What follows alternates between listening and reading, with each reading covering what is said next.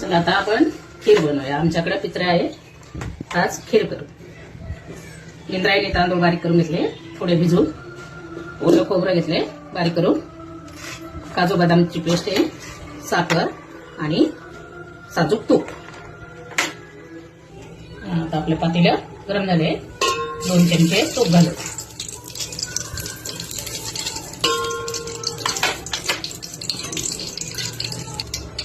आता आपण तांदूळ बारीक करून घेतलेले त्यात घालूया. पटपट घालायचं, नाही तर त्याच्यात गाठी घालायचं. नंतर थोडं पाणी घालायचं.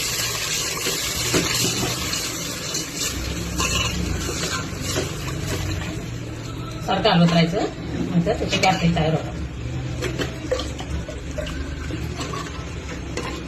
आपले तांदूळ शिजले तर थोडं घट्ट होऊन द्यायचं. आणि आता आपण दूध घालूया.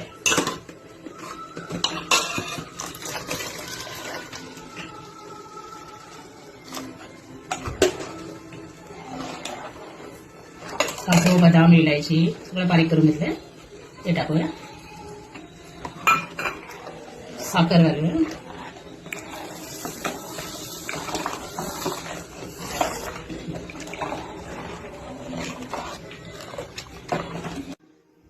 चला आता आपली खीर तयार झाली आहे, मस्त घट्ट झाली.